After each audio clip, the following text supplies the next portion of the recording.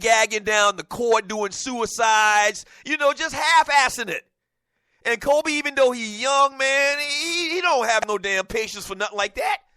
And I know it sounds like I'm bumping for this guy, man, but I think it's very disrespectful how y'all just overlooked Vino. It's very disrespectful. I mean, it is. I mean, come on, man. You're talking about Vino. All right? You're not talking about no average, no good player. You're not talking about Grant Hill or anybody like that, Steve Smith. You're not talking about a very good player. You're talking about a legendary player. And same scenarios, man. Watching Shaq loaf up and down the damn court and not put in any effort. Shaquille O'Neal should have like 25 rebounds every damn game. Shaq should have 3, 4, 5 blocks every game, but he never lived up to his numbers, to his potential. Fantastic player. Maybe the second center that I'd take all time behind Kareem Abdul-Jabbar. Maybe even third behind Wilt Chamberlain. I don't remember Wilt Chamberlain playing, but looking at his numbers, obviously he was that dude. So in the annals of basketball, Shaquille O'Neal is right up there. Okay? But Shaq really never achieved the things that he probably should have, that should have been just like riding a bike, like rebounding and blocking shots and all of that type stuff. Shaq's numbers aren't where they probably should have been. And listen, I just step back for a second. I realize that it probably sounds like I'm busting Shaq's balls. I'm not doing that. Or his testicles. They're acceptable. I'm not doing that. What I'm saying is the Shaq that we probably could have gotten if he would have worked like Kobe, allegedly, so say insiders, if he would have been the worker like Kobe and Michael Jordan, who knows what could have happened? Who knows how many rings Shaquille O'Neal could have had? So I'm just saying, man, ain't nothing that Kobe can't do or that Jordan could do that Kobe can't do. Period. From Big Apple Basket, he says, Doug, talk about, I just shot Big Apple Basket. Doug, talk about how Mike Brown took over and did a hell of a coaching job. Give the black coaches just due. Our hosts don't want to give that man his credit. No, great job. I mentioned Mike Brown a little bit earlier, sir. I'm going to need you to pay attention.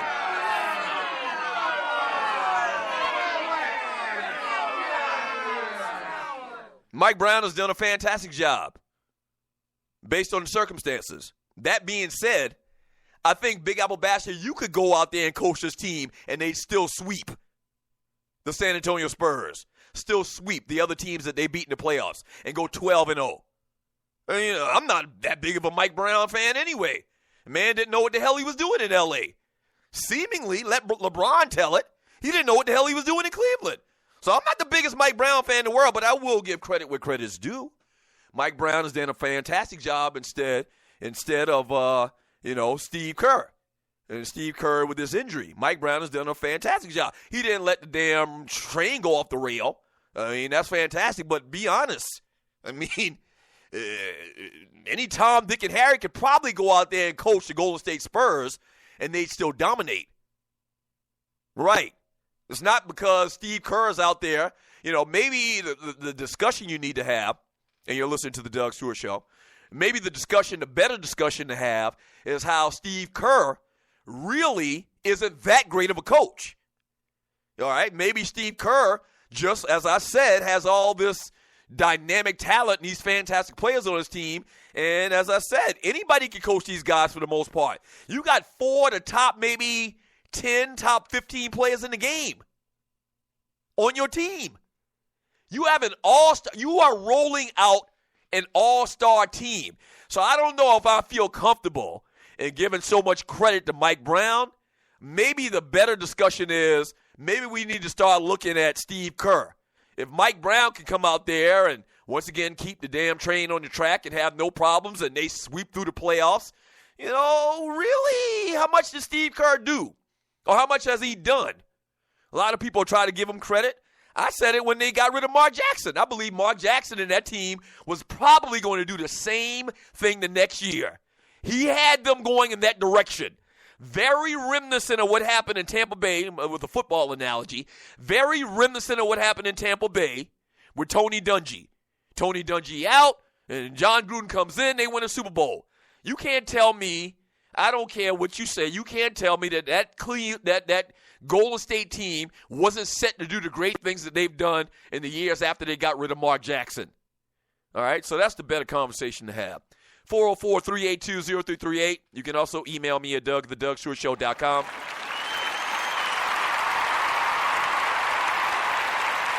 The hell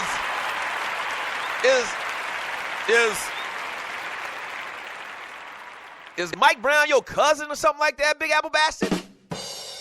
You always talk about Mike Brown. Mike Brown done been fired a couple of times too now. I mean, listen, don't get happy. I don't know if Mike Brown is your third cousin on your mom and them side or whatever, but that's fine.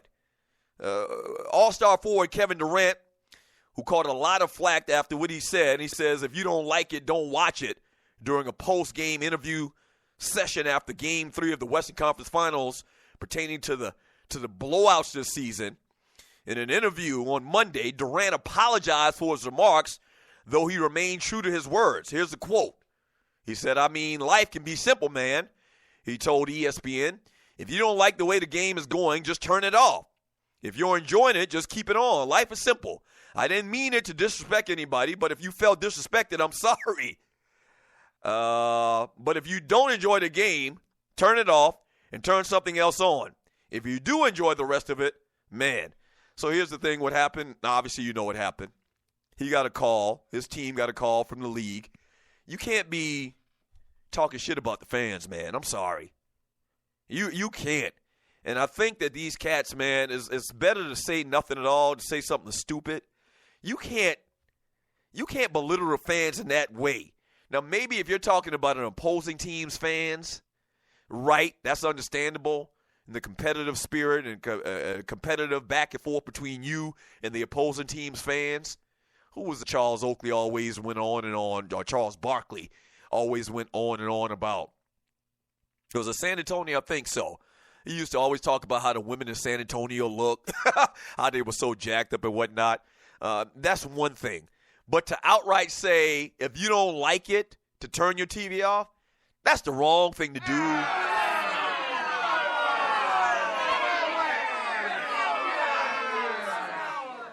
And I think in a situation with Kevin Durant saying that, yes, is obviously probably true and accurate. But these guys forget that Kevin Durant, what's he making, like $25 million a year? They forget that it's all because of the fans. And it's all because of the fans that the NBA gets these TV contracts. And it's all because of these TV contracts, you're paid infinitely more money than the players made 10, 15, 20, 30 years ago. The further back you go, the less money these cats got. So you can't bite the hand that feeds you. You just can't do it. And Durant, man, surely he got a call from management who got a call from Adam Silver and says, nah, you got to walk that back a little bit, bro. We understand exactly what you're saying, but you just can't do that. That dude literally bit the hand that fed him. Also tonight, man, Eastern Conference Finals, Game 4. The Boston Celtics taking on the Cleveland Cavaliers. I'll tell you what, we'll get more to that in hour number 2 of the show, or hour number 3 of the show. Next segment, we have birthdays and entertainment we're going to get into. But right now, I want to read some messages in the chat room on Spreaker.com, see what y'all got to say about everything we talked about today.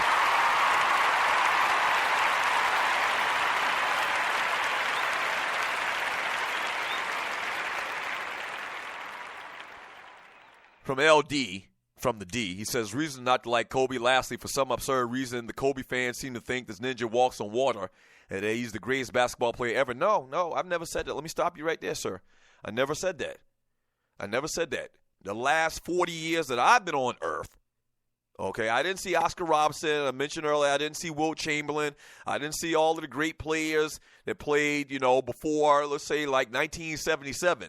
What I'm telling you is, in the last 40 years where I've been cognizant of what I've been watching in basketball, and you're listening to the Doug Stewart Show, let's just say from the age of 7 or 8, that Kobe Bean Bryant, all-around skill set, is number 2 to Michael Jordan. LeBron James, maybe number 3. No, let me back that up as well. Let me walk that back a little bit as well. Kobe Bryant is number 2 after 1 and 1A Michael Jordan and Magic Johnson. Maybe LeBron is 3. I'm putting Michael and Magic 1A and 1B. Okay? Maybe LeBron's 3rd. Maybe in a couple years, LeBron will surpass Kobe in greatness, but not yet. Stop disrespecting the bean. Let me go on and finish LD's comment. Now, the dude was a very good player, but not the best ever at the end. Never said he was the best. So, obviously, you're not talking about me, sir. You're not talking about me. From Corey, see, Small, the funny thing is, if Shaq thought like Kobe, I believe Kobe would have been okay with staying second fiddle. Kobe's the type dude you have to take the mantle from. He is not going to give it to you. That's another problem, man. Just the personalities just wouldn't mesh. Because as much as you may hate Kobe, Kobe is what they call one of them alpha males. And Shaq, just because he was bigger and stronger and, more physical than everybody else, he can be termed and deemed the alpha male. Ain't nobody gonna kick Shaq's ass in the room. Period. So by default, Shaq is an alpha male, but by personality, Kobe was an alpha male. Okay? So you had the immovable force and the immovable object, whatever that saying goes. I don't remember exactly the saying right now. So Shaq, just because of his sheer presence, 7'2", whatever, 280, 90 pounds, can run like the wind, being that big. And Kobe Bryant, with one of the most killer attitudes ever, it just wasn't going to work. And maybe Kobe could have been more diplomatic the time that he and Shaq had together, but he was young. As they say, he was young, dumb, and full of semen.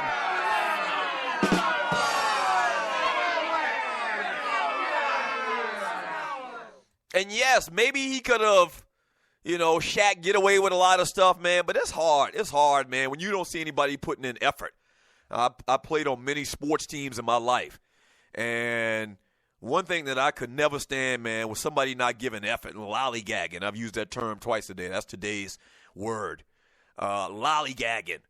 Somebody half-assing it. And that really hurts your pride. When you're going out there and you really want to win, man, and you know what you need to do to win, and you, once again, this generational type player Kobe was, it had to have been real hard to watch Shaq in the alleged, I'm saying alleged, because I don't want y'all to go back telling Shaq I love Shaq. He the frat, he the bruz or whatever, but it had to be real tough for the mama to watch Shaq allegedly lollygagging every damn day. From that ninja, they made it to the Western Conference Finals. Think you're exaggerating just a tad. From Juan Cruz. What up, Juan Cruz? Doug manages to always bring the Lakers into the conversation. I guess that's his way of making up the fact that his team sucks. What, do you want me to bring in your New York Knicks, sir?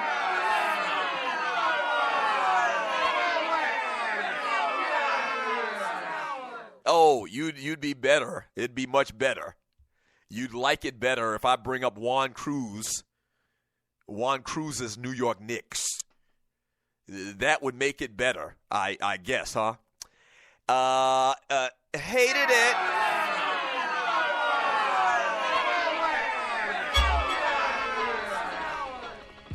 Hey, listen, man, the only reason I brought up Kobe, and if you are one of my friends on Facebook, is one of my frat brought it up yesterday. This whole point, which I talked about briefly on the show, that why is the conversation always dominated about LeBron and Jordan? Like, y'all just totally, ignoring what the mama's done. The man just retired. The man's last game in the NBA broke down old, decrepit, bad ankles, knees, Achilles heels, hips and everything. The man went for over 60 points. The man went for 60-plus points in his last game. Once again, broke down, decrepit, old, raggedy.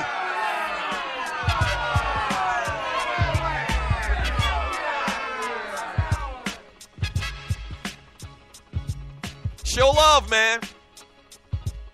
don't be one of them haters